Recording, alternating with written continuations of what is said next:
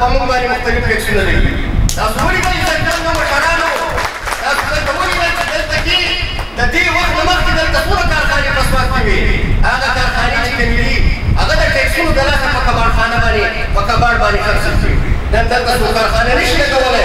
نن دلته د افسوس مقام دی، نن دلته د شرم مقام دی چې نن زما په کاروباري طبقه باندې په سوات کې شپږ محکمې د هغې چینې کوي، شپږ محکمې.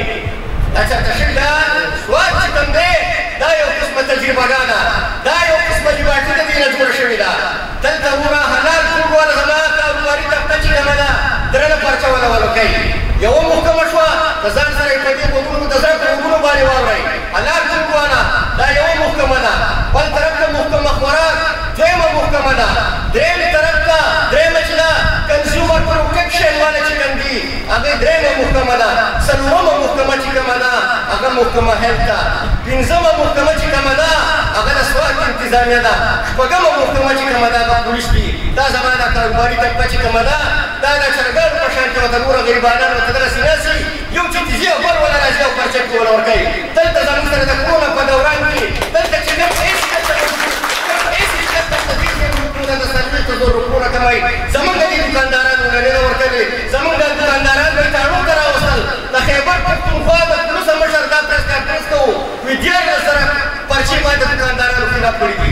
څومره د شرم خبره ده. زه به څنګه د سوات انتظامیې د زنده‌باد خبره به کومه، زه به ولې د زنده‌باد خبره به کومه.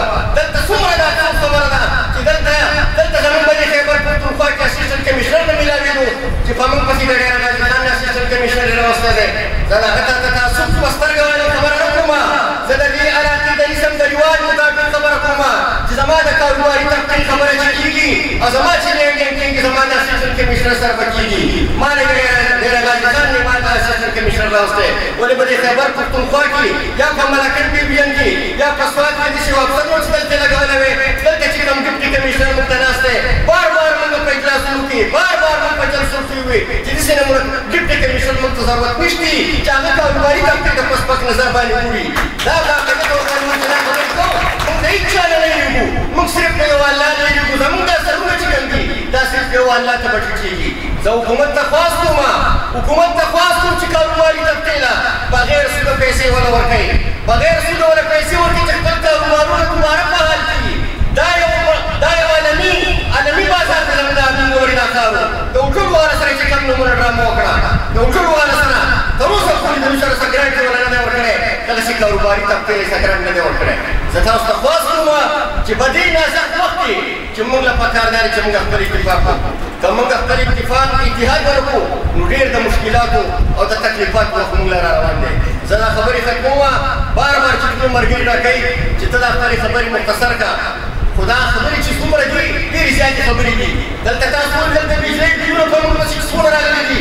حکومت وایي دا تاسو ته موږ یې کوم جواب کړي دي. دلته که 4 او د 15 میاشتې بلونه راوړي دي زموږ د زنانه زموږ د مشران زویپان د واولا د دفترونو چکرونه کوي. یو ایسټیونه وړي یو اکسیل وړي یا کلي کچریانې لګولي دي. کلي کچریانې لګولي دي چې وروره د کلي کچارۍ په ټلیفون په زیره باندې ماته سوال جواب کوي. اوجه زموږ د ټلیفونه د پیسې خرڅ کوي. ډیپټي کمیشنر ځانه کلي کچري لګولې ده، کمیشنر ځانه کلي کچري لګولې ده. پکار چې په خپلو دفترو کې کښېني او د دې غیر او د دې مسؤلې طبقې ته څونه مشکلات دي چې دا باقاعده طور باندې اوري. په اخره کې سوال کوم چې وروره دلته بلډینګ پلان نشته. څومره پلازاګانې چې جوړې شوي دي زموږ د ټي ایم ای د انجینرانو او د ټي ایم ای د افسرانو د غفلت د انجینرینګ ډرینګ د وجې نه نن دلته وروره پارکینګ نشته. د ټریفک موږ ته مشکلات دي. د ټریفک رش دی. بلب نشي لګولی. یو بلب یو سړی چا لري شي اخیستلی د داسې ټي ایم ای یا د داسې شتونو موږ ته ضرورت څه دی. په اخره کې دا خبرې خپلې ختمومه. یو ځل بیا د خپل طرفه د خپلو ملګرو له طرفه ستاسو ډېره زیاته شکریا ادا کوم. انشاءالله تعالی چې ستاسو به خوله بهیږي او د سوات فیډریشن د هر ممبر د هر کارکون به وینه بهیږي او موږ به انشاءالله تعالی د سوات تاجر برادرۍ زنده‌باد سوات تاجر برادري او سوات فیډریشن او صدر حاجي عبدالرحیم زنده‌باد. صدر حاجي عبدالرحیم زنده‌باد. صدر حاجي عبدالرحیم زنده‌باد.